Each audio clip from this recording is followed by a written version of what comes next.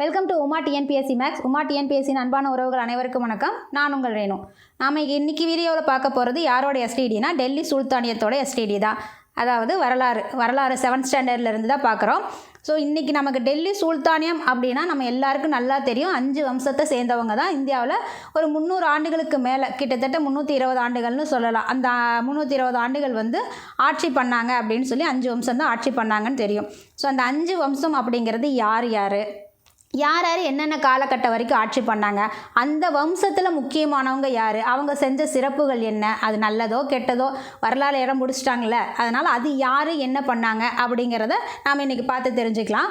முதல்ல பார்த்தீங்க அப்படின்னா நமக்கு அடிமை வம்சம் அப்படிங்கிறது மாம்லுக் வம்சம்னு இங்கே மாற்றப்பட்டிருக்கு. நியூ எடிஷனில் மாம்லுக் வம்சம்னு கொடுக்கப்பட்டிருக்கு. இதுக்கு முன்னாடி அடிமை வம்சம் தான் அந்த இடத்துல இருந்தது. ஸோ மாம்லுக் வம்சம்னு நாம் வச்சுக்கலாம். மாம்லுக் வம்சம், அடுத்தது கில்ஜி வம்சம், அடுத்தது துக்ளக் வம்சம், அடுத்தது பார்த்தீங்க அப்படின்னா சையது வம்சம், இறுதியாக லோடி வம்சம். இந்த லோடி வம்சத்தினால தான் நமக்கு பாபர் உள்ளே வந்தார் அப்படிங்கிறத நம்ம பாபர் பார்க்கும்போது, முகலாய அரசர்கள் பார்க்கும்போது நிறையா பார்த்துட்டோம். ஸோ இன்றைக்கி மாம்லுக் வம்சம் தான் ஆரம்பிக்கிறாங்க. இந்த மாம்லுக் வம்சம் அப்படிங்கிறது எப்போ ஆரம்பிக்கிறது அப்படின்னா, முதல்ல இந்தியாவில் முஸ்லீம் அரசாட்சியை யார் கொண்டு வராங்க, முஸ்லீம்களுக்கான ஆட்சியை இந்தியாவில் யார் முதல்ல கொண்டு வராங்க அப்படின்னா முகமது கோரியால் 12வது நூற்றாண்டில் கொண்டு வரப்படுது. முகமது கோரியால் இந்தியாவில் நல்லா நான் தெரிஞ்சுக்கோங்க, இந்தியாவில் முஸ்லீம்களோட ஆட்சிக்கு காரணம் இவர் தான், முகமது கோரி தான் 12வது நூற்றாண்டில். அதுவே பார்த்தீங்க அப்படின்னா அடிமை வம்சத்துக்கு அடிக்கல் நாட்டினவர் குத்புதீன் ஐபக். இது ரெண்டுக்கும் நமக்கு வித்தியாசம் தெரியணும், ஞாபகத்தில் இருக்கணும். அதனால தான். ஸோ நமக்கு முதல்ல மாம்லுக் வம்சம், அடுத்ததாக பார்த்தீங்க அப்படின்னா மாம்லுக் வம்சம் அப்படிங்கும்போது 1206 இருந்து 1290 வரைக்கும் இருந்தாங்க. கிட்டத்தட்ட இவங்க ஒரு 84 வருஷம் போட்டு ஆட்டி படைச்சிருக்காங்க இந்தியாவை. அதுக்கு அடுத்ததாக இருக்கிறது கில்ஜி வம்சம். கில்ஜி வம்சம் அப்படிங்கிறது 1290 இருந்து 1320 வரைக்கும், இவங்க ஒரு 30 வருஷம். அடுத்ததாக துக்ளக் வம்சம், இருக்கிறதுலே அதிக வருஷம் ஆட்சி பண்ணவங்க இவங்க தான். 320 இருந்து 1414 வரைக்கும். ஸோ இதில் தான் நமக்கு முகமது பின் துக்ளக்கெல்லாம் வருவார். அவரால் தான் நமக்கு பாமினி அரசெல்லாம் வந்தது. கில்ஜி வம்சத்தோட தக்கான படையெடுப்பினால தான் நமக்கு விஜயநகர பேரரசு வந்தது. ஸோ 1414 வரைக்குமே துக்ளக் வம்சம் இருந்தாங்க. கிட்டத்தட்ட 94 வருஷம் அவங்க இருந்தாங்க. அடுத்ததாக பார்த்தீங்க அப்படின்னா குறுகிய காலம்தான், 1414 இருந்து 1451 வரைக்கும் சையது வம்சம் இருந்தாங்க. 51 இருந்து 526 வரைக்கும், அதாவது பாபர் கிட்ட பானிபட் போரில் லோடி தோற்கடிக்கப்படுற வரைக்குமே பார்த்தீங்க அப்படின்னா லோடி வம்சம் தான் இருந்துச்சு. 1526. ஸோ இது நமக்கு லோடி வம்சம் இருந்தது. நாம் நம்மளோட இந்த வம்சங்கள் 5 வம்சங்கள் இருக்கு இல்லையா, இந்த 5 வம்சங்களை நாம் எப்படி ஒரு சென்டென்ஸாக ஞாபகம் வச்சுக்கலாம் அப்படின்னா, மாம்லுக் வம்சம் அப்படிங்கிறது, அதாவது 5 வம்சம் என்னன்னு நமக்கு தெரியும். ஸோ அதை ஒரு நான் சென்டென்ஸாக சொல்கிறேன், உங்களுக்கு அது கோர்வையாக இருந்தால் பாருங்கள், உங்களுக்கு கேட்சியாக இருந்தால் அதை நீங்கள் அதை இது பண்ணிக்கோங்க, ஞாபகத்துக்கு வச்சுக்கிறதுக்கு ஈஸியாக இருந்தால் அதை நீங்கள் யூஸ் பண்ணிக்கோங்க. மாம்லுக் வம்சம் அப்படிங்கிறது மாமான்னு சொல்லலாம். மாமா கிண்டிக்கு துக்ளக் கூட சைலோல போகிறாரு. மாமா கிண்டிக்கு துக்ளக் கூட சைலோல போகிறாரு. மாமா அப்படிங்கிறது மாம்லுக்னு வச்சுக்கலாம், கிண்டி அப்படிங்கிறது கில்ஜி வம்சத்துக்கு வச்சுக்கலாம், துக்ளக்குக்கு அந்த நேமாவே நம்ம துக்ளக் அப்படிங்கிற ஒரு நபரோட நேமை வச்சுக்கலாம். சைலோ, மகேந்திர சைலோ இருக்கு இல்லையா, அது சைலோ அப்படிங்கிறது சையது வம்சமாகவும், லோ அப்படிங்கிறது லோடி வம்சமாகவும் வச்சுக்கலாம். ஸோ ஒரு சென்டென்ஸாக இதை ஞாபகம் வச்சுக்கணும் அப்படின்னா, மாமா கிண்டிக்கு துக்ளக் கூட சைலோல போகிறாரு. ஸோ இதுதான் நமக்கு மாம்லுக், அதாவது டெல்லி சுல்தானியர்களோட வம்சங்களுக்கான ஒரு ஞாபகம் வச்சுக்கிறதுக்கான ஒரு இது ஷார்ட்கட். அடுத்தது பார்த்தீங்க அப்படின்னா இந்த பாடத்தோட அறிமுகம். இந்த பாடத்தோட அறிமுகம் அப்படிங்கும்போது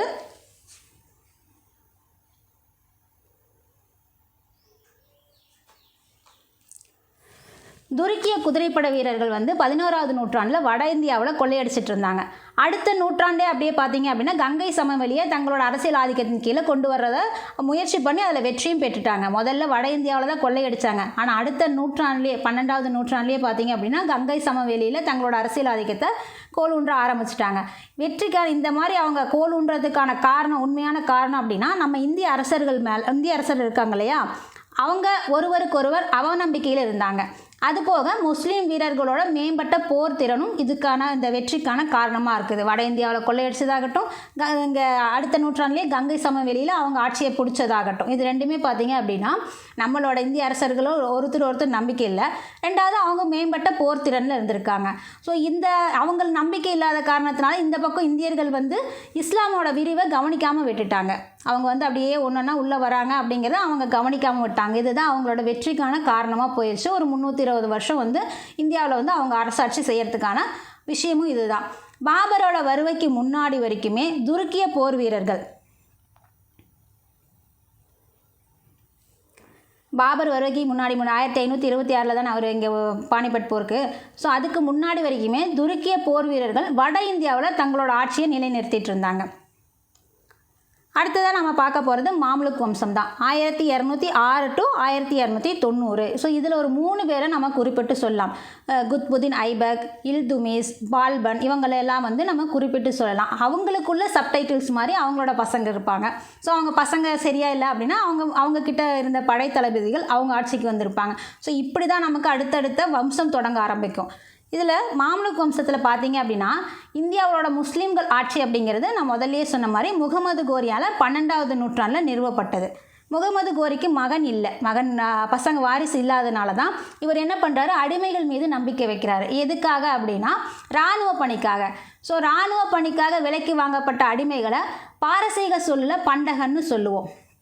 பாரசீக சொல்லில் பண்டகன் அப்படிங்கிற சொல் எதை குறிக்குது, இராணுவ பணிக்காக விலைக்கு வாங்கப்பட்ட அடிமைகளை பற்றி குறிக்குது. ஸோ இந்த அடிமைகள் தான் பார்த்தீங்க அப்படின்னா பின்னாடி மாம்லுக் வம்சத்தை நிறுவக்கூடியவங்க.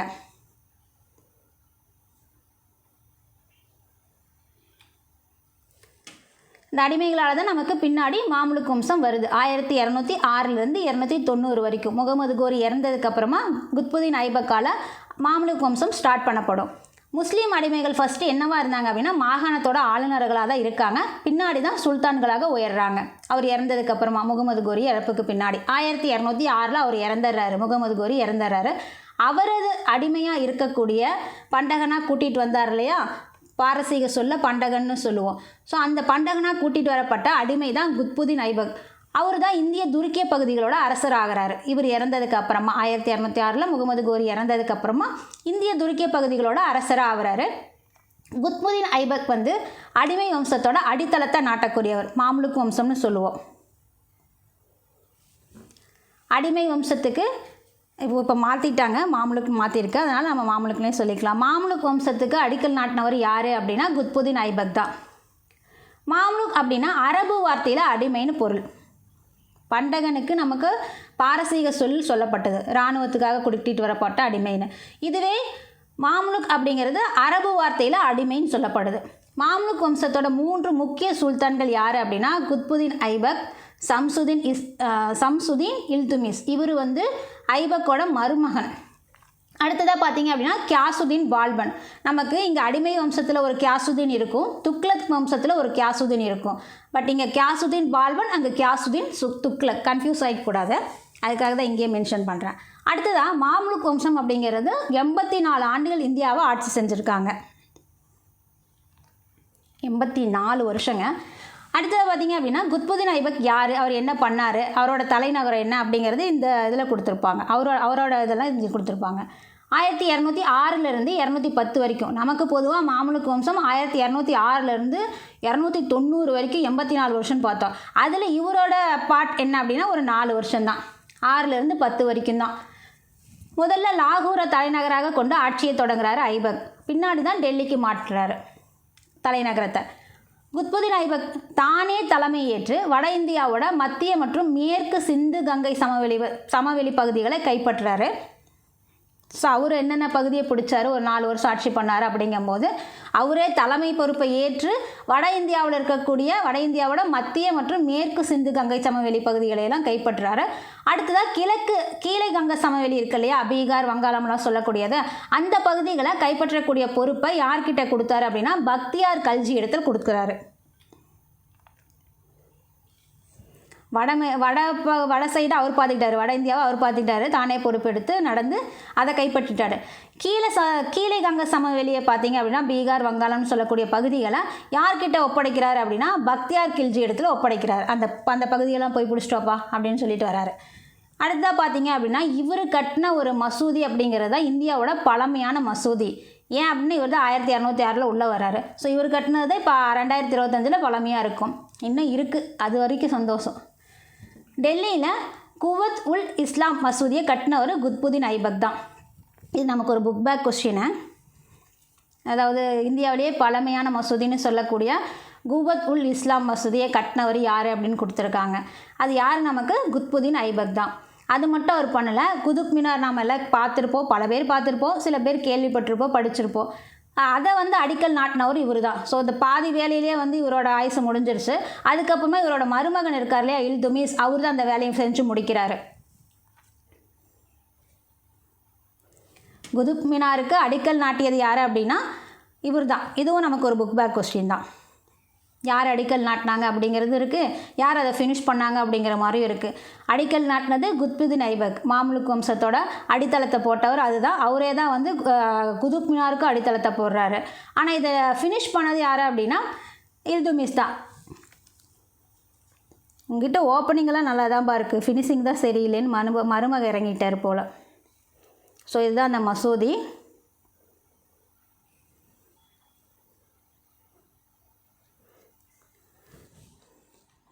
ஸோ இவர் என்ன பண்ணார் அப்படின்னா கையங்காலை வச்சுட்டு கம்முன்னு இல்லாமல் இந்த குழந்தைங்க விளையாடுற மாதிரி குதிரையில் போலோ விளையாட்டு அப்படின்னு சொல்லக்கூடிய விளையாட்டின் போது குதிரையிலிருந்து தவறி விழுந்து காயம் ஏற்பட்டதுனால 1210 இறந்துடுறாரு. ஒரு 4 வருஷம்தான் ஆட்சி பண்ணுறாரு. 1210 அவர் இறந்துடுறாரு. ஸோ அவர் எப்படி இறந்தார் அப்படிங்கிறது நமக்கு ஒரு புக் பேக் கொஸ்டின். அதாவது சரியா தவறான்னு கொடுத்துருக்காங்க. சரியா தவறால் அங்கே தவறாக கொடுத்துருந்தாங்க. ஆனால் நமக்கு ஆன்சர் என்ன அப்படின்னா அவர் எப்படி இறந்தார் அப்படிங்கிறது தான் கேள்வி. எப்படி இறந்தார்? போலோ விளையாடும் போது குதிரையிலேருந்து விழுந்து இழந்துட்டார். நமக்கு ஹுமாயூன் கூட பார்த்தீங்க அப்படின்னா டெல்லியில் ஒரு நூலகத்தில் படிக்கட்டிலேருந்து தவறி விழுந்து இறந்துருப்பார். இந்த மன்னர்கள்லாம் போரில் போய் வீரமரணம் அடையதை கேள்விப்பட்டிருப்போம். ஸோ இவங்க 2 பேரும் மட்டும்தான் பார்த்தீங்க அப்படின்னா தவறி விழுந்து இறந்தவங்களாக இருக்கிறாங்க. நாம் இது வரைக்கும் பார்த்ததில் சொல்கிறேன். ஹுமாயூன் படிக்கட்டில் ஏறும்போது கொஞ்சம் கவனக்குறைவாக இருந்துட்டார், அவர் தவறி விழுந்துட்டார். இவர் விளையாட போகும்போது குதிரையிலிருந்து விழுந்து இறந்துட்டார். ஸோ இவரோட இது முடிஞ்சிச்சு, கம்ப்ளீட். இவரோட போர்ஷன் தான் 1206 210 வரைக்கும் என்ன பண்ணார் அப்படின்னு பார்த்துட்டோம். அடுத்ததாக பார்த்தீங்க அப்படின்னா இவர் போனார்னா இவர் இடத்துக்கு இன்னொரு ஆள் வரணும் இல்லையா, அவர் யாருன்னு பார்க்கலாம்.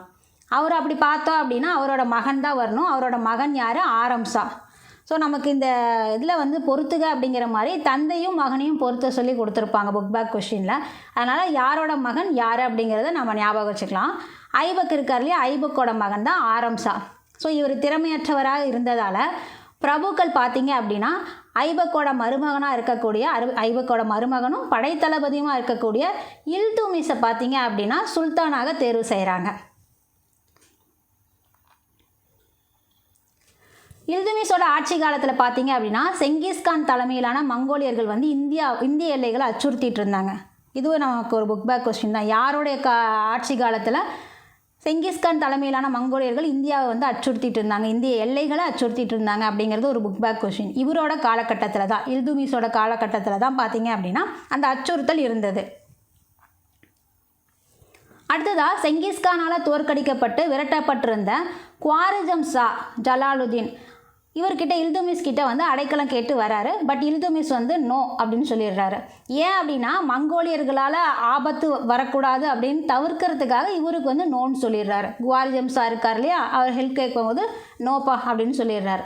அடுத்ததாக பார்த்தீங்க அப்படின்னா இல்துமிஸோட துருக்கிய பிரபுக்கள் ஒரு 40 பேரை கொண்டு சஹல்கானி அப்படிங்கிற ஒரு குழு அமைக்கிறாரு.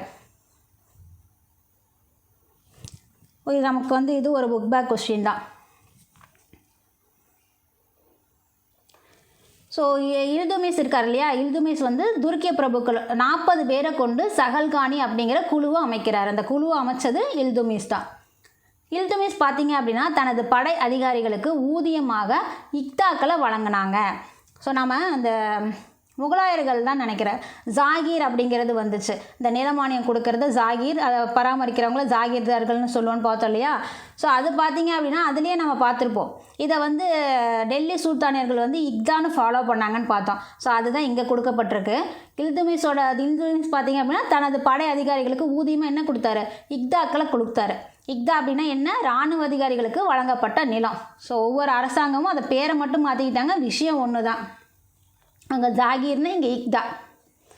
இந்த இக்தா நிலத்தை பெற்றவர்களை பார்த்தீங்க அப்படின்னா இக்தாதாரர்னு சொல்லலாம் அல்லது முக்தின்னு சொல்லலாம்.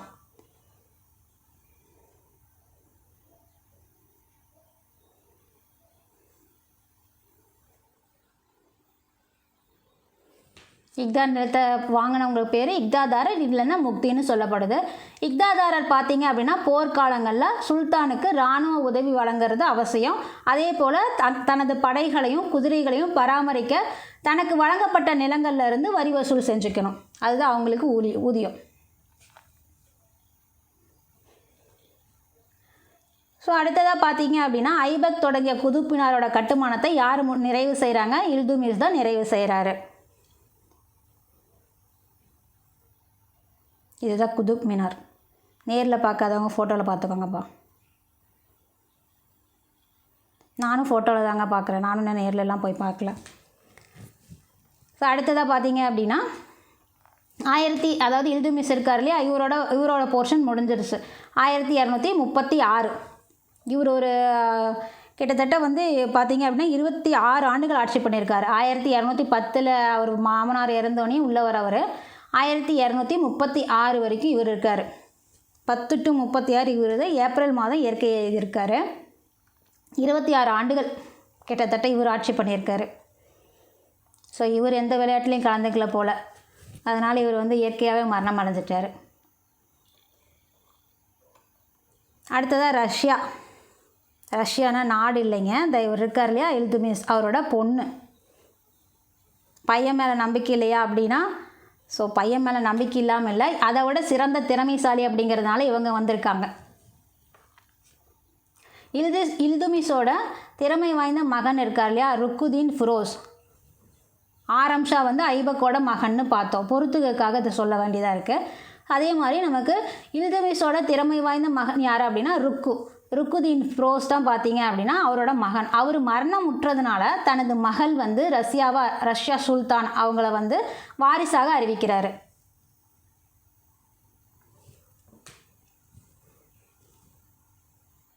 இதுவுமே வந்து ரஷ்யா யார் அப்படிங்கிற மாதிரி ஒரு புக் பேக் கொஸ்டின். அதாவது அவர் போர் வீரர்னு கொடுத்துருக்காங்க, இவங்க வந்து போர் வீராங்கனை. சரியானதை தேர்ந்தெடுக்க அப்படிங்கிற புக் பேக் கொஸ்டின் இந்த கொஸ்டின் இருக்குது. ரஷ்யா திறமையுடனும் மன வலிமையுடனும் ஆட்சி செய்த வீராங்கனை, அங்கே போர் வீரர்னு கொடுத்துருக்காங்க. துருக்கிய இனத்தை இவங்க பார்த்தீங்க அப்படின்னா ரஷ்யா துருக்கிய இனத்தை சாராத பிரபுக்களை ஆதரித்ததுனால துருக்கிய பிரபுக்கள்கிட்ட இருந்து அவங்க வந்து வெறுப்பை சம்பாதிச்சுக்கிட்டாங்க. அதனால் ரஷ்யாவோட காலத்தில் பஞ்சாப் மீது மங்கோலர்கள் தாக்குதலும் நடத்தியிருக்காங்க. அதே டைமில் பார்த்தீங்க அப்படின்னா துருக்கிய பிரபுக்கள்கிட்ட வெறுப்பை சம்பாதிச்சாங்க இல்லையா. ஸோ அந்த டைமில் பார்த்தீங்க அப்படின்னா ரஷ்யாவோட காலத்தில் தான் பஞ்சாப் மீது மங்கோலர்களோட தாக்குதல் நடத்தியிருக்காங்க. ரஷ்யா வந்து எத்தியோப்பிய அடிமையான ஜலாலுதீன் யாகுத்தை தனது தனி உதவியாளராக பர்சனல் செக்ரட்டரியாக நியமிச்சுக்கிட்டாங்க. அவங்க மேலே அவ்வளோ நம்பிக்கை வச்சுருக்காங்க.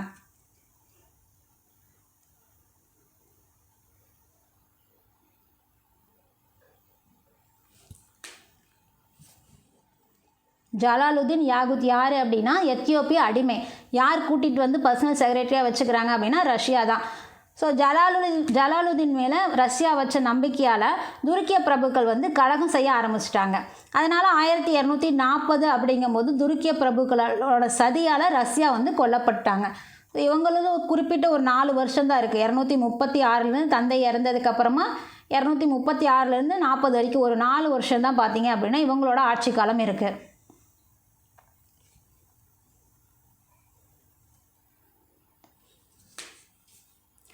அடுத்தது கியாசுதீன் பால்பன், அடிமை வம்சத்தோட அடுத்த அரசரை பார்க்குறோம். கியாசுதீன் பால்பன் இவர் 1266 to 87. ரஷ்யா இறந்து 40லேயே இறந்துட்டாங்க. இவங்க 66 தான் வராங்க அப்படின்னா இடையில இருக்கிற ஆளுங்க யார் குறிப்பிட்டு சொல்கிற அளவுக்கு இல்லை, அதனால் நமக்கு வந்து கொடுக்கல. ரஷ்யாவுக்கு பிறகு வலிமை குன்றிய 3 சுல்தான்கள் ஆட்சி செஞ்சாங்க. அதனால் அவங்கள பெருசாக இங்கே புக்கில் கொடுக்கல. அவர்களுக்கு பிறகு பார்த்தீங்க அப்படின்னா 7th ஸ்டாண்டர்டில் கொடுக்கப்படலை. அவர்களுக்கு பிறகு யார் பார்த்தீங்க அப்படின்னா கியாசுதீன் பால்பன் 1266 வராரு. 40க்கு அப்புறமா யார் நம்ம சிறப்பாக குறிப்பிட்டு சொல்கிறோன்னா இவர் பால்பனை தான் சொல்கிறோம். 66 கிட்டத்தட்ட 26 வருஷம் வந்து வலிமை குன்றிய சுல்தான்கள் ஆட்சி பண்ணியிருக்காங்க. ஒரு 3 பேர். இவர் 66லேருந்து 87 வரைக்கும் இருக்குது. ஒரு 21 வருஷம் வருது. 21 வருஷம் பால்பனோட ஆட்சி. 26 வருஷம் இல்துமிஸ் ஆட்சி. ஒரு 4 வருஷம் ஐபக்கோட ஆட்சி. இவர் தான் ஒரு 21 வருஷம் ஆட்சி. இவர் பார்த்தீங்க அப்படின்னா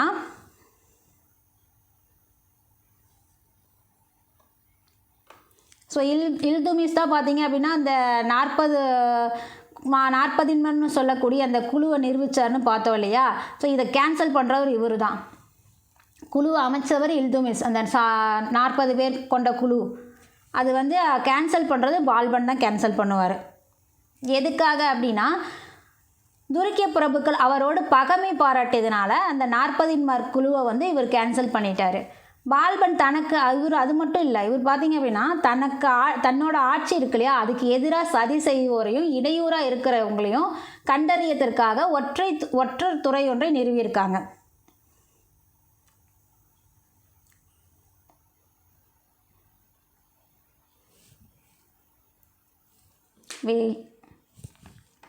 ஸோ இது ஒரு புக் பேக் கொஸ்டின் நமக்கு.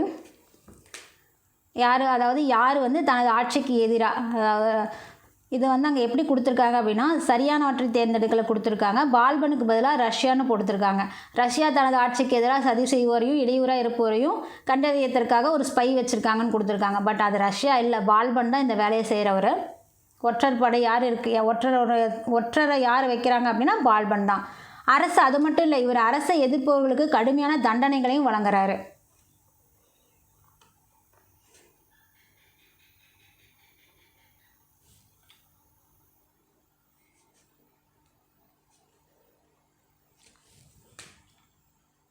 வங்காள மாகாண ஆளுநராக இருக்கக்கூடிய துக்ரில் கான் வந்து கலகம் செஞ்சதுனால கைது செய்யப்பட்டு கொல்லப்பட்டார்.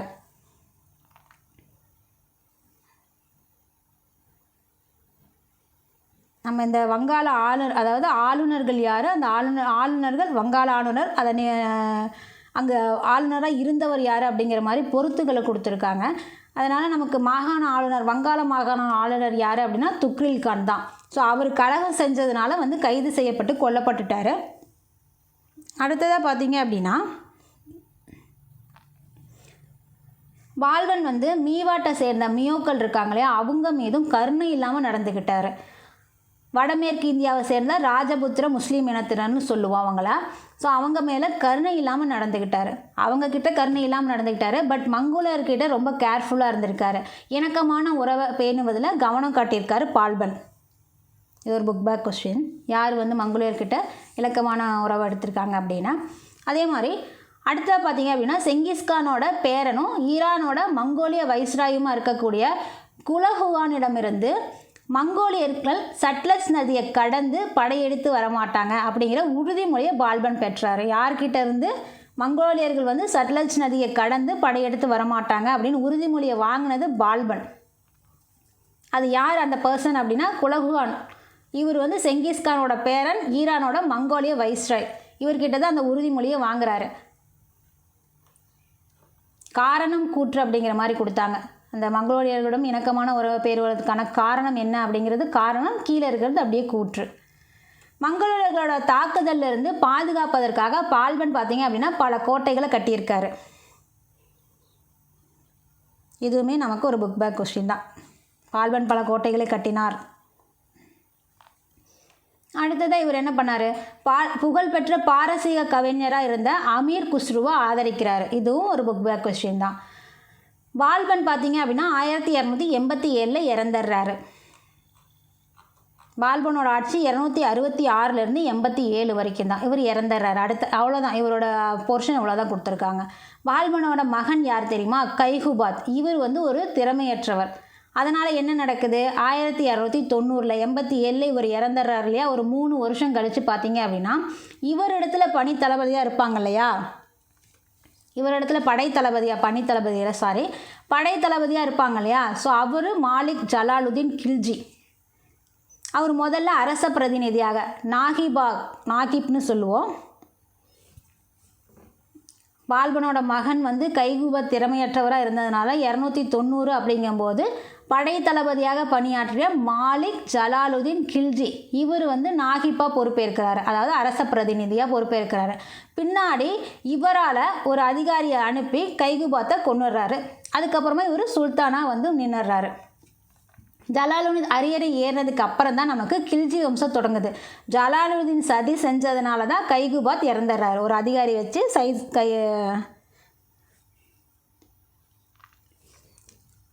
வச்சு சதி செஞ்சு தான் வந்து பால்பனோட மகன் கைகுபாத்தை கொண்டுறாரு. அதுக்கப்புறமா அந்த இடத்துக்கு இவர் வந்துடுறாரு. இவர் வந்ததுக்கப்புறமா தான் கில்ஜி வம்சம் வருது. அப்போ ஜலாலுதீன் கில்ஜி தான் கில்ஜி வம்சத்தை தொடங்கினவர்.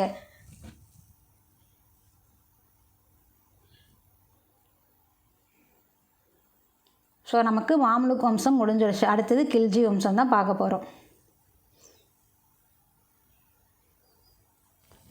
கில்ஜி அரச வம்சம் 1290 320 வரைக்கும் இருக்குது.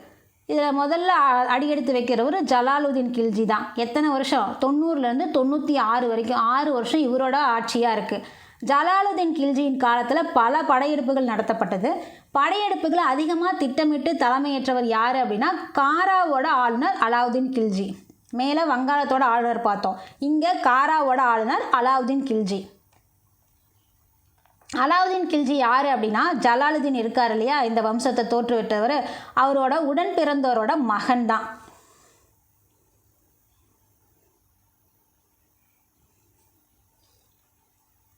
அவரோட முக்கிய படையெடுப்பு என்ன அப்படின்னா, அலாவுதீன் கில்ஜியோட படையெடுப்பு அப்படின்னா தக்கான தேவகிரி அரசுக்கு எதிராக மேற்கொள்ளப்பட்டது. முக்கியமான படையெடுப்புகளில் ஒன்றா பார்க்கப்படுது அலாவுதீன் கில்ஜிக்கு. அலாவுதீன் பார்த்தீங்க அப்படின்னா தேவகிரியோட யாதவ அரசர் ராமச்சந்திரனை தோற்கடிக்கிறாரு. ஸோ அங்கேருந்து வருது இல்லையா, அந்த தோற்கடிச்சதுக்கப்புறமா கொள்ளையடிச்சிட்டு வருவாங்க இல்லையா, அந்த பெருஞ்செல்வம் இவர் வந்து என்ன பண்ணுறாரு அப்படின்னா அங்கே இருக்கக்கூடிய பிரபுக்களுக்கும் தளபதிகளுக்கும் கையூட்டாக வழங்குறாரு. எதுக்காக அப்படின்னா அரசரை கொல்றதுக்கு தான், இவர் பக்கம் சப்போர்ட் பண்ணுறதுக்கு தான். அந்த செல்வத்தின் மூலயமா பிரபுக்களை தன் பக்கம் ஈர்க்கிறாரு, கையூட்டாக கொடுத்துட்டு அந்த பிரபுக்களையெல்லாம் தன் பக்கம் ஈர்க்கிறாரு. ஸோ அதன் மூலயமா அலாவுதீன் பார்த்தீங்க அப்படின்னா ஜலாலுதீனை வஞ்சகமாக கொண்டுடுறாரு. அதனால் 1296 ஜலாலுதீன் இறந்துடுறாரு. அலாவுதீன் வந்து தன்னை டெல்லி சுல்தானாக அறிவிச்சுக்கிறாரு. ஏற்கனவே ஜலாலுதீன் வந்து பால்பனோட மகன் அந்த மாதிரி தான் பண்ணார். ஸோ அவருக்கு அதே கதை தான், யார் பின்னாடி வரவங்க அந்த வேலையை செய்கிறாங்க. ஸோ அதை கில்ஜி வம்சத்தோட அடுத்த ஆள் யார், அலாவுதீன் தான். அலாவுதீன் கில்ஜி 1296 1316 வரைக்கும் இவர் இருக்கார். அலாவுதீன் கில்ஜி வந்து பஞ்சாப் மங்கோலியர்களுக்கு எதிராகவும் ராஜஸ்தான் மற்றும் குஜராத்துக்கு எதிராகவும் வெற்றிகரமாக போரிடுறாரு. வட எல்லைகளை அதாவது சேஃப்டி பண்ணதுக்கப்புறமா தான் தென்பகுதிக்கு படையெடுக்க முடிவு பண்ணுறாரு. வட எல்லைகளையெல்லாம் பாதுகாத்ததுக்கப்புறமா அடுத்தது எங்கே போகிறாங்க, தென்பகுதிக்கு போகிறாங்க. ஸோ இவர் போனதுனால தான் இந்த மாலிக் கபூர் இருக்கார் இல்லையா, நம்ம பார்த்துருப்போம். ஸோ இதுக்கு முன்னாடியே பார்த்தீங்க அப்படின்னா விஜயநகர பேரரசு இதெல்லாம் பார்க்கும்போதே பார்த்துருப்போம். ஸோ இவரால் தான் நமக்கு அங்கே சவுத்தில் வந்து ஒவ்வொரு அந்த காகத்தியர்களாகட்டும், ஹொய்சாளர்களாகட்டும், பாண்டியர்களாகட்டும் 1 by 1 வந்து எல்லாம் வந்து முடிஞ்சதுக்கப்புறமா விஜயநகர பேரரசு 1336 ஸ்டார்ட் ஆச்சுன்னு பார்த்தோம். ஸோ அது இங்கே தான் நடக்குது, இவங்களால தான் நடக்குது. அலாவுதீன் கில்ஜியோட படை தளபதியாக இருக்கக்கூடிய மாலிக் கபூர் 1310 அவர் ஒரு 2 டைம் வந்தார் அப்படின்னு நம்ம பார்த்தோம். 1304 ஒன்று 310 ஒன்று பார்த்தோம். இப்போது இங்கே கொடுக்கப்பட்டிருக்கிறது 310. அவரோட தலைமை தளபதியாக இருக்கக்கூடிய அலாவுதீன் கில்ஜியோட தலைமை தளபதியாக இருக்கக்கூடிய மாலிக் கபூரை தென்பகுதிக்கு போயிட்டு வாப்பா அப்படின்னு அனுப்புகிறாரு. ஸோ இங்கே வடப்பகுதியெல்லாம் நான் பத்திரப்படுத்திக்கிட்டேன், அடுத்தது சவுத்துக்கு போயிடலாம், இங்கே இதுக்கு மேலே பிடிக்கிறதுக்குலாம் ஒன்றும் இல்லை, அங்கே போ அப்படின்னு சொல்லி அனுப்பி வைக்கிறாரு. மாலிக் கபூர் எதுக்கு வரைக்கும் வராரு, மதுரை வரைக்கும் வராரு. இந்த சொக்கநாதர் கோயிலெலாம் வந்து கொள்ளையடிச்சிட்டு போனார், எல்லாத்தையும் கொள்ளையடிச்சதெல்லாம் டெல்லி சுல்தானுக்கு அனுப்புனார் அப்படிங்கிறதெல்லாம் நம்ம பார்த்தோம் இல்லையா. ஸோ அது இங்கே பார்த்தீங்க அப்படின்னா கொடுத்துருக்காங்க. மதுரை வரைக்கும் சென்று வெற்றியும் பெற்றார். தேவகிரியோட யாதவர்கள், ஹொய்சாளர்கள், வாரங்களோட காகத்தியர்கள், மதுரையோட பாண்டியர்கள் இது எல்லாருமே என்ன ஆகுது, அலாவுதீன் மேலாதிக்கத்தை ஏற்றுக்கொள்ளும்படியாக ஆயிடுது. சித்தூர் சூறையாடல். ஸோ நம்ம இதை முடிச்சுட்டு பார்க்கலாம், அலாவுதீனை முடிச்சுட்டு பார்க்கலாம்.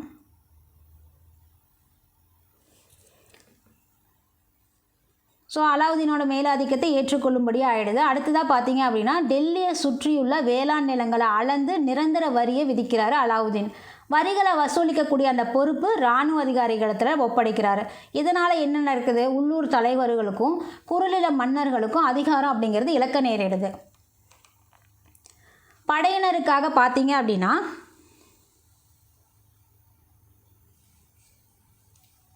படையினருக்காக கட்டாய உணவு தானிய கொள்முதல் முறையை அறிமுகப்படுத்துகிறாரு. கொள்முதல் விலையும் சுல்தானால் தான் நிர்ணயிக்கப்படுது. அலாவுதீன் கில்ஜி இருக்கார் இல்லையா, அவரால் தான் கொள்முதல் விலை நிர்ணயிக்கப்படுது. கட்டாயமாக அந்த அங்கே தங்கி இருக்காங்க இல்லையா படையெடுக்கிறதுக்காக, ஸோ அந்த படையினருக்கு பார்த்தீங்க அப்படின்னா கட்டாய உணவு தானிய கொள்முதல் முறையை அறிமுகப்படுத்துகிறாரு. வரியாக வசூலிக்கப்பட்ட தானியம் பார்த்தீங்க அப்படின்னா அரசோட பண்டக சாலைகளில் சேமிக்கப்படுது.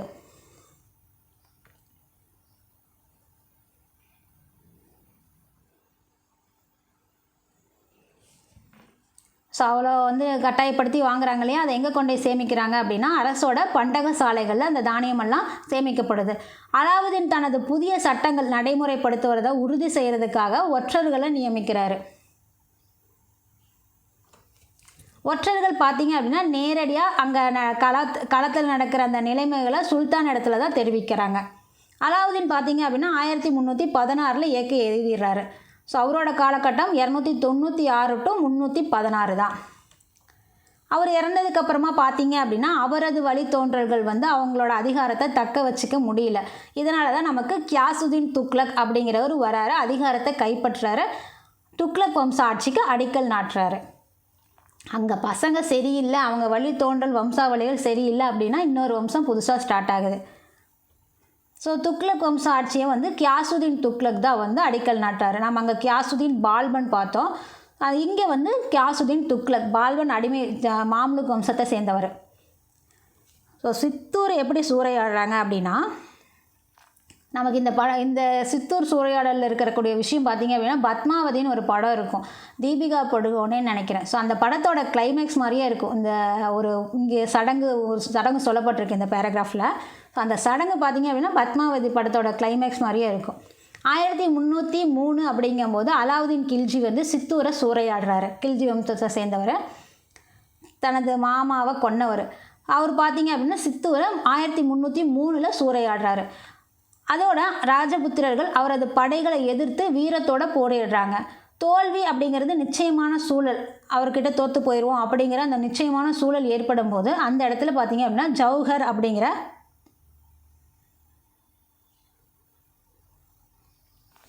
சடங்கு நடத்தப்படுது. அது அப்படி அந்த சடங்கு அப்படிங்கிறது என்ன அப்படின்னா தோற்று போயிடக்கூடிய சூழல் அப்படின்னு வரும்போது அங்கே இருக்கக்கூடிய ஆடவர்கள் இருக்காங்க இல்லையா, ஆண்கள் கோட்டையை விட்டு வெளியேறி போரில் உயிர் இழந்துருவாங்க. அதேமாரி அவர்களோட அந்த மனைவிமார்களாகட்டும், ஸோ அவங்கெல்லாம் பார்த்தீங்க அப்படின்னா தீக்குள் பாஞ்சு தம்மை தாமே உயிர் நீத்துருவாங்க. இதுதான் அந்த ஜவுஹர் அப்படிங்கிற சடங்கு. அடுத்ததாக நமக்கு இந்த சித்தூரை சூறையாடலை பார்த்துட்டோம். அடுத்தது துக்ளக் வம்சத்தை ஸ்டார்ட் பண்ண கியாசுதீன் துக்ளக் பற்றி பார்க்கலாம்.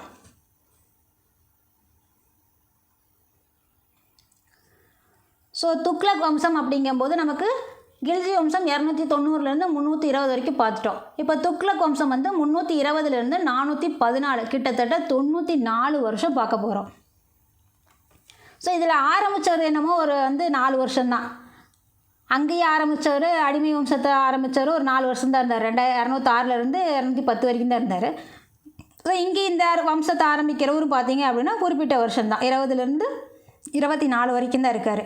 அலாவுதீன் கில்ஜியோட இறப்புக்கு பின்னாடி ஏற்பட்ட குழப்பத்தில் சுல்தானியம் பல பகுதிகள் இழந்துருச்சு. ஏன்னா அவங்களுக்கு அதுக்கப்புறம் பார்த்திங்க அப்படின்னா திறமையான ஆட்கள் இல்லாதனால அதெல்லாம் இழக்க வேண்டியதாக நேரிடுது. இந்த இழந்த பகுதிகள் இருக்கு இல்லையா, இந்த டெல்லி சுல்தானியம் இழந்த பகுதிகளை மீட்டெடுக்கிறது தான் முதல் வேலையாக இருந்திருக்கு கியாசுதீன் துக்ளக்கு.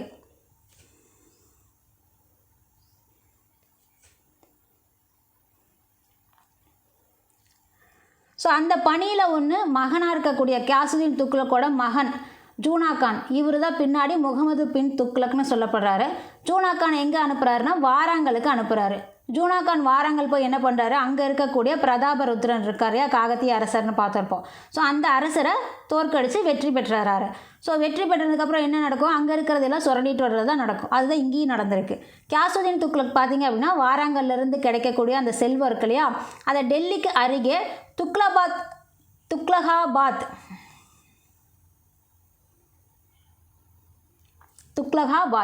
ஸோ இது ஒரு புக் பேக் கொஸ்டின். வந்து யார் வந்து டெல்லிக்கு அருகே துக்லகாபாத் அப்படிங்கிற புதிய நகரை நிர்மாணம் செய்யறதுக்கு அடிக்கல் நாட்டினாங்க அப்படின்னா கியாசுதீன் துக்ளக் தான்.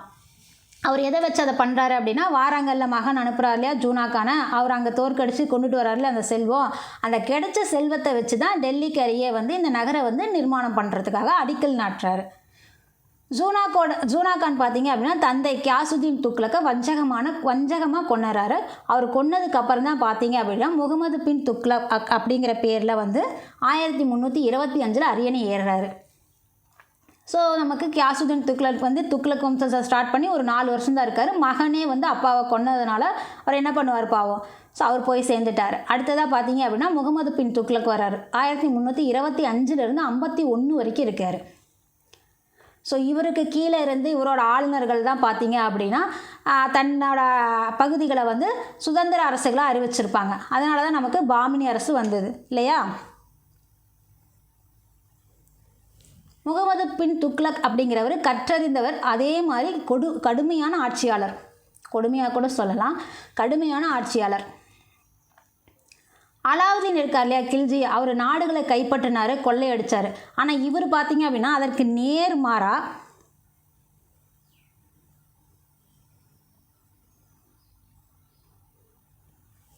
இவர் என்ன பண்ணியிருப்பார் அப்படின்னா அதற்கு நேர்மாறாக முகமது பின் துக்ளக் வந்து இந்தியாவோட துணை கண்டம் முழுவதையும் ஒரே நாடாக மாற்றுறதுக்காக கனவு காண்றாரு.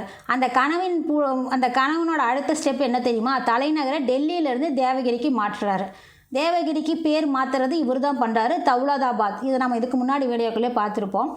ஸோ முகமது பின் துக்ளக்கோட அந்த கனவு வந்து பழிச்சுதா, இல்லை, தோல்வி விட்டுருச்சு. அதனால் தலைநகர் என்ன பண்ணுறாரு, தேவகிரியிலேருந்து மீண்டுமா டெல்லிக்கே திருப்புறாரு. சுல்தானோட டெல்லி திரும்பிய மொராக்கா நாட்டு பயணி இபன் பதுதா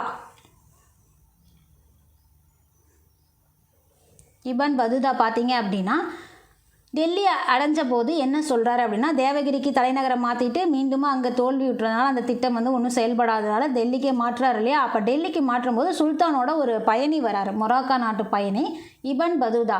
இவர் டெல்லி வந்து அங்கே பார்த்துட்டு என்ன சொல்லியிருக்காரு அப்படின்னா, அப்போ டெல்லி காலியாக இருந்துச்சு, குறைஞ்ச மக்கள் தான் இருந்தாங்க அப்படிங்கிற மாதிரி அவரோட கூற்றில் சொல்லியிருக்காரு.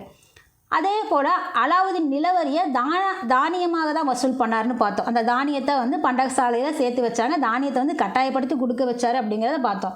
ஸோ அது இவர் என்ன பண்ணார் அப்படின்னா, முகமது பின் துக்ளக் இருக்கார் இல்லையா, அவர் நிலவரியை உயர்த்தி அந்த தானியத்தை பதிலாக பணமாக வசூலிக்கிறதுக்கு உத்தரவு பிறப்பிச்சிடுறாரு.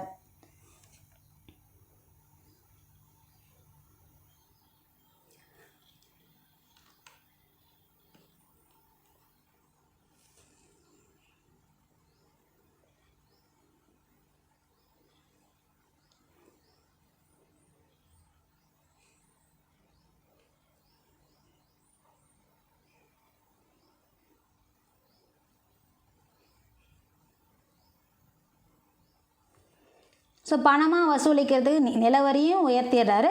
அதே போல் இந்த வரி அப்படிங்கிறது பணமாக தான் வசூலிக்கணும். இதுக்கு முன்னாடி தானியமாக வசூல் பண்ணிட்டு இருந்தாங்க, இப்போ பணமாக வசூலிக்கிறதுக்கு உத்தரவு பண்ணிட்டாங்க. ஸோ இந்த டைமில் பார்த்தீங்க அப்படின்னா தோவாஃப் அப்படிங்கிற பகுதிகளில் விவசாயிகள் வந்து கிளர்ச்சி செய்ய ஆரம்பிச்சிட்டாங்க.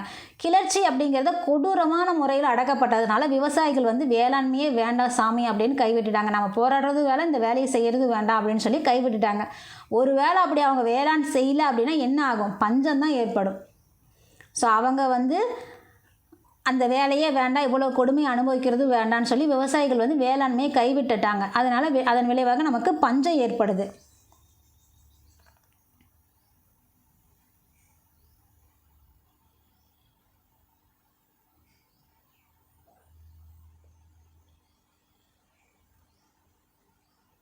பஞ்சங்கள் ஏற்படுது.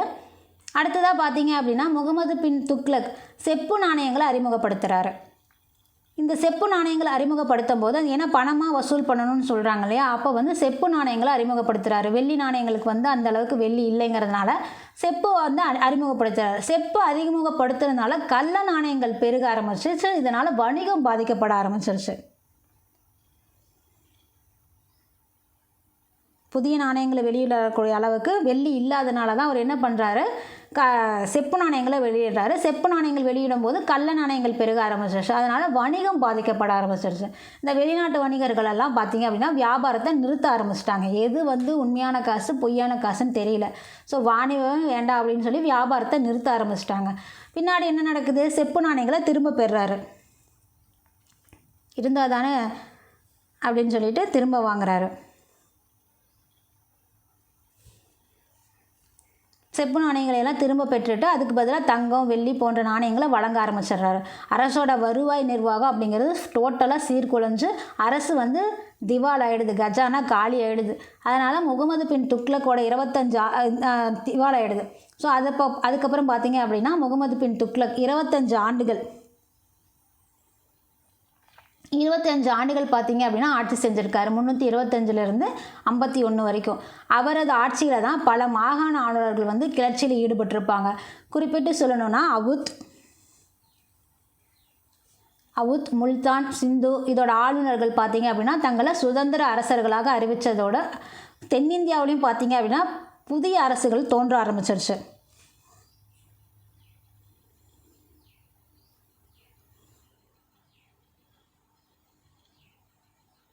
தென்னிந்தியாவிலையும் நமக்கு புதிய அரசுகள் தோன்ற ஆரம்பிச்சிருச்சு.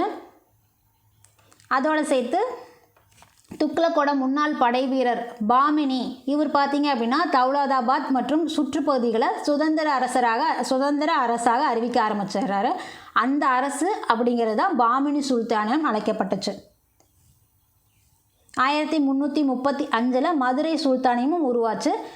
அதே மாதிரி 1346 வங்காளமும் சுதந்திர அரசாக ஆயிடுது. முகமது பின் துக்ளக் பார்த்தீங்க அப்படின்னா 1351 மார்ச் 23 மரணம் அடைஞ்சிடுறாரு.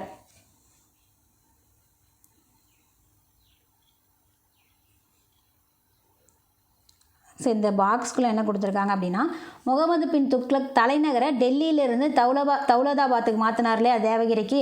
ஸோ அப்போ மாற்றும்போது டெல்லி குடிமக்களை மட்டும் அங்கே கூட்டிகிட்டு போல கால்நடைகளையும் கட்டாயமாக இடம்பெற செய்தார்னு சொல்லப்பட்டிருக்கு.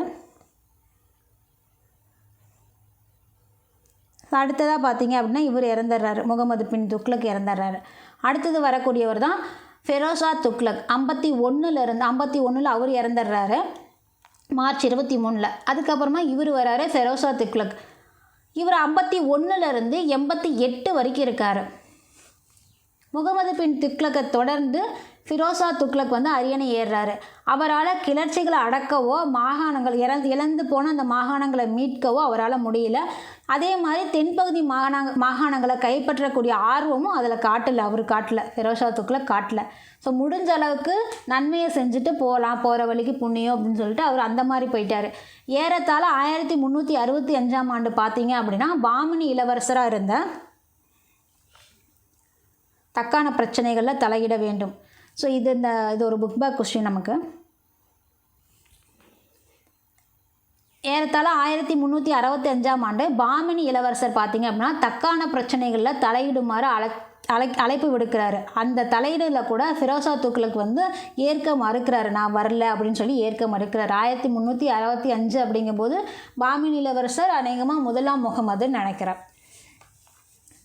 ஸோ அடுத்ததாக பார்த்தீங்க அப்படின்னா அதை ஏற்க மறுத்தவர் யார்? ஃபெரோசா துக்ளக் தான். அதை கொடுத்துருக்காங்க புக் பேக்கில். ஃபிரோசா துக்ளக் பார்த்தீங்க அப்படின்னா சூபி ஞானிகளும் பிற மத தலைவர்களும் வழங்கிய அறிவுரைகளுக்கு செவி கொடுத்து அவர்களுக்கு பரிசுகளால் கௌரவிக்கிறாரு. அவரோட அறிவுரையும் ஏற்றுக்கிறாரு, அவங்களுக்கு மதிப்பு மரியாதை கொடுத்து அவர்களை வந்து பரிசுகளால் கௌரவிக்கிறாரு ஃபிரோசா துக்ளக். அதோட ஏழை முஸ்லீம்களுக்கு உதவுறதுக்கு அறக்கட்டளைகளையும் அமைக்கிறாரு. கல்லூரிகள், மருத்துவமனைகள், மசூதிகளை எல்லாம் கட்டுறாரு. மனிதாபிமான நடவடிக்கைகளோடு நடந்துக்கிறாரு. அதே மாதிரி மனிதாபிமானமற்ற கொடூரமான தண்டனைகள்லாம் இருந்தது இல்லையா முகமது பின் துக்ளக்கால. ஸோ அந்த தண்டனைகளையெல்லாம் ஒழிக்கிறார், இதெல்லாம் இனிமேல் கேன்சல் அப்படின்னு சொல்லிடுறாரு. அதுபோக இஸ்லாமிய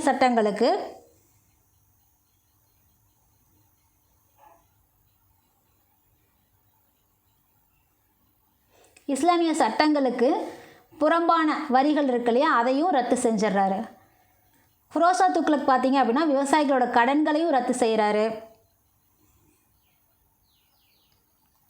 அது மட்டும் இல்லை, இந்த பல நீர்ப்பாசன கால்வாய்களை வெட்டி வேளாண்மையும் மேம்படுத்துகிறாரு. 1200 புதிய தோட்டங்களை உருவாக்குறாரு. அதாவது அடுத்ததாக பார்த்தீங்க அப்படின்னா அலாவுதீன் கில்ஜி காலத்தில் 30 பழைய தோட்டங்களை வந்து இப்போ இவர் வந்து துக்ளக் வந்து புனரமைக்கிறார். 1200 புதிய தோட்டங்களையும் கட்டுறாரு. அதோட இந்த கில்ஜி காலத்தோட 30 பழைய தோட்டங்களை புனரமைப்பு பண்ணுறாரு. புதிய நகரங்களை எல்லாம் உருவாக்குறாரு. அதாவது ஃபிரோஷாபாத், ஜான்பூர், ஹிசார், ஃபிரோஸ்பூர் இந்த மாதிரி புதிய நகரங்களையும் நிறுவ ஆரம்பிக்கிறாரு. சுல்தானியத்தை காக்கிறது அப்படிங்கிறது அமைதியான முறையில் தான் முயற்சியை மேற்கொள்கிறாரு. இறுதியில் பார்த்தீங்க அப்படின்னா இவரோட மகன் முகமது கான் வந்து தந்தைக்கு எதிராக கிளர்ச்சி செய்கிறதுனால 1300 செய்தார். இவரோட மகன் முகமது கான் பார்த்தீங்க அப்படின்னா தந்தைக்கு எதிராக கிளர்ச்சி செய்கிறாரு. இவர் பார்த்தீங்க அப்படின்னா 1388 தன்னோட 83வது வயதில் வந்து மரணம் அடைஞ்சிடுறாரு. ஸோ ஃபிரோசா துக்ளக் முடிஞ்ச அளவுக்கு நல்லது செஞ்சுட்டு போயிருக்காரு. அமைதியான முறையில் வந்து ஆட்சியை மேற்கொள்ளணும்னு நடிச்சிருக்காரு. அதனால் 51லேருந்து 88 வரைக்கும் இவரோட ஆட்சி காலம். ஸோ 83 இவரோட வயசு அப்படிங்கும்போது இவர் இறந்துடுறாரு. ஸோ இவர் இறந்ததுக்கு அப்புறமா 88 அப்படிங்கிறது இறந்துடுறாரு இல்லையா, அதுக்கப்புறமா ஒரு 10 வருஷம் கழித்து ஒரு ஆள் உள்ளே வராரு டெல்லியை ஒரு வழி பண்ணுறதுக்கு தான்.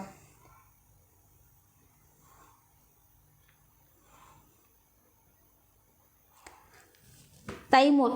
ஸோ தைமூரோட படையெடுப்பு. ஸோ இவர் இங்கே வந்து பஞ்சாபில் இருந்துட்டு போனதுனால தானே பாபருக்கு அப்படி ஒரு எண்ணம் வந்ததுன்னு நம்ம பார்த்தோம். ஸோ அந்த தைமூர் வம்சத்தை சேர்ந்தவர் தானே பாபர். ஸோ இவர் வந்து எப்போ வராரு, 1398 வராரு. அப்போ வந்து ஃபிரோசா துக்ளக் மரணம் அடைஞ்சு 10 ஆண்டுகள் ஆகிடுது. ஸோ இவர் பேர் பார்த்தீங்க அப்படின்னா தாமர் லைன். ஸோ பைப் லைன் கேள்விப்பட்டிருக்கோம், ஈபி லைன் கேள்விப்பட்டிருப்போம். இவர் பேர் தாமர் லைன்.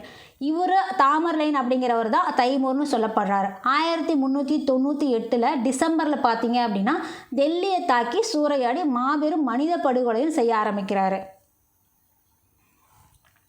தைமூர் பார்த்தீங்க அப்படின்னா மத்திய ஆசியாவோட சாமர்கண்டை ஆட்சி செஞ்சவர். இந்தியாவோட பலவீனத்தை சாதகமாக எடுத்துக்கிட்டு படையெடுக்க ஆரம்பிக்கிறாரு. டெல்லி பார்த்தீங்க அப்படின்னா டெல்லிக்கு அப்புறமா இவர் அடுத்த இது என்ன அப்படின்னா பஞ்சாப் தான். அடுத்த குறி பஞ்சாப் தான். டெல்லிக்கு பிறகு அதிகம் பாதிக்கப்பட்ட பகுதி பஞ்சாப்.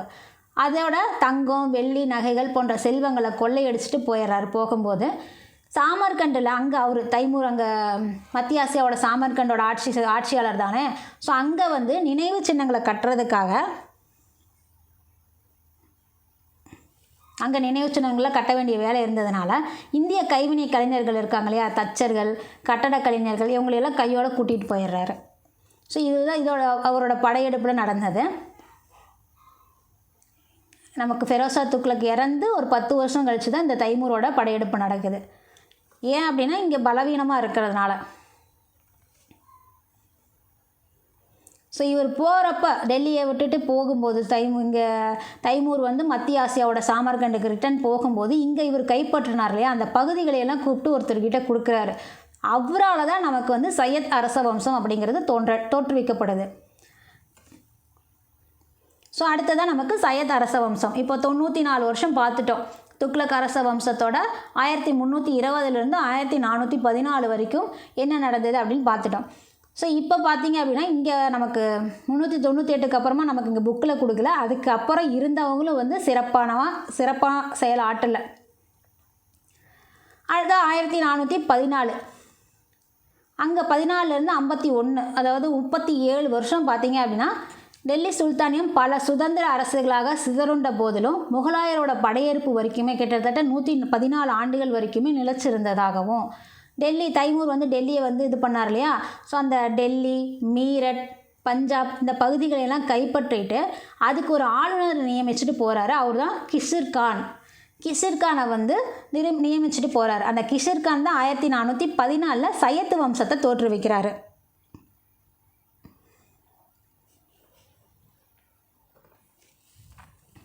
ஸோ சையத்து வம்சத்தை அவர் தான் தோற்றுவிக்கிறாரு. சையது வம்சம் அப்படிங்கிறது ஒரு 37 ஆண்டுகள் நீடிச்சிருந்தது. இதோட சையது வம்சத்தோட இறுதி சுல்தான் யாரை சொல்லுவோம் அப்படின்னா அலாவுதீன் ஆலம் ஷாவை சொல்லுவோம். இதில் ஒரு 4 பேர் இருப்பாங்க சையது வம்சம் அப்படிங்கும்போது. ஸோ நமக்கு ஆரம்பித்தது யார், எண்டு யார் அப்படிங்கிற மாதிரி கொடுக்கப்பட்டிருக்கு. கிசிர்கான் தான் ஆரம்பிக்கிறாரு. இந்த கிசிர்கானை ஆளுநராக நியமிக்கிறவர் தைமூர் தான். டெல்லி, பஞ்சாப், மீரட் இந்த பகுதிகளுக்கு. ஸோ அதோடு சேர்த்து இவர் சையது வம்சத்தை தோற்றுவிக்கிறார். ஸோ ஆலம் ஷா வந்து 1451 பதவியை துறக்கிறாரு. கடைசி அரசர் இல்லையா, கடைசி சுல்தான், சையது வம்சத்தோட இறுதி சுல்தான் பார்த்தீங்க அப்படின்னா அலாவுதீன் ஆலம் ஷா. இவர் 1451 பதவியை துறக்கிறாரு. நமக்கு வந்து கிசர்கான் 1414 to 421 வரைக்கும் இருப்பார். இறுதியாக இருக்கக்கூடிய அலாவுதீன் ஆலம் ஷா பார்த்தீங்க அப்படின்னா 51 வரைக்கும் இருக்கார். இதுக்கிடையில் ஒரு 2 பேர் இருக்காங்க. ஸோ பார்த்தீங்க அப்படின்னா இவர் வந்து பதவியை வேண்டான்னு திறந்துடுறாரு 1451. அதன் மூலிமா தான் நமக்கு சிர்கிந்துன்னு சொல்லக்கூடிய பஞ்சாபோட ஆளுநர் பகலூல் லோடி டெல்லியோட சுல்தானாக ஆகிறதுக்கு உண்டான வாய்ப்பு கிடைக்கிது. பகலூல் லோடி, அப்போ லோடி வம்சம் வந்துருச்சு.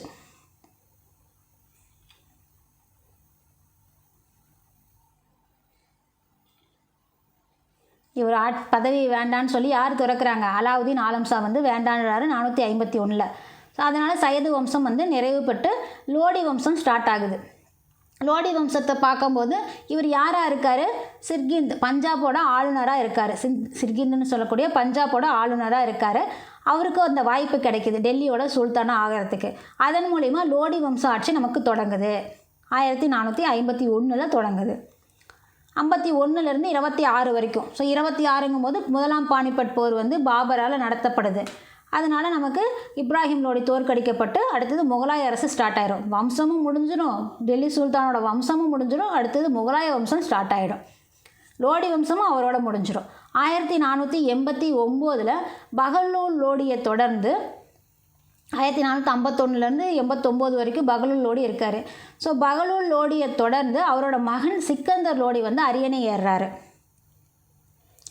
சிக்கந்தர் லோடி பார்த்தீங்க அப்படின்னா கலை மற்றும் கல்வியை ஆதரிக்கக்கூடியவர். அதே மாதிரி ஆக்ரா நகரை நிறுவி அதை தலைநகர் ஆக்கினவரும் சிக்கந்தர் லோடி தான். இவர் பார்த்தீங்க அப்படின்னா 1517 அப்படிங்கும்போது மரணம் அடைஞ்சிடுறாரு. இவரோட மகன் தான் நமக்கு இப்ராஹிம் லோடி. அடுத்து 517க்கு அப்புறமா இவர் வந்து அரியணை ஏறுறாரு. 526 பானிபட் போரில் பாபர் வந்து இப்ராஹிம் லோடியை தோற்கடிக்கிறாரு. இதனால் நமக்கு Lodi வம்சமும் finish, Delhi சுல்தானியும் finish.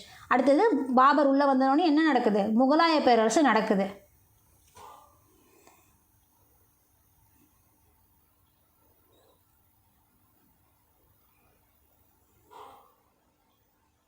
So இந்த பாக்ஸில் இஸ்லாமியோட கலை கட்டடக்கலை பற்றி குறிப்பிடப்பட்டிருக்கு. உயர் வகுப்பு முஸ்லீம் பிரபுக்களாகட்டும், அதிகாரிகளாகட்டும், வீரர்களாகட்டும் தங்களோட குடியிருப்பு கட்டடங்களை நகரங்கள்லேயும் புறநகர் பகுதிகளிலும் கட்டியிருக்காங்க. அதே மாதிரி இந்த டெல்லி முஸ்லீம் ஆட்சியாளர்கள் குடியிருப்பு கட்டடங்களை சுற்றி பேரரசு பாணியில் அழகான மசூதிகளை கட்டியிருக்காங்க. அது அடுத்ததாக பார்த்தீங்க அப்படின்னா இவங்க இஸ்லாமியர்கள் பார்த்தீங்க அப்படின்னா மசூதிகளையும் மதராசாக்களையும் கட்டட வடிவத்தில் கட்டுறதில் வேறுபட்டு இருந்தாங்க. அவங்க கட்டுற அந்த இஸ்லாமியர்கள் மசூதிகள் கட்டுறதாகட்டும், மதராசாக்கள் கல்வி நிலையங்கள்னு சொல்லுவோம் இல்லையா, ஸோ அந்த மதராசாக்கள் கட்டுறதாகட்டும், இதில் பார்த்தீங்க அப்படின்னா அந்த கட்டட வடிவம் அப்படிங்கிறது வேறுபட்டு இருந்தது.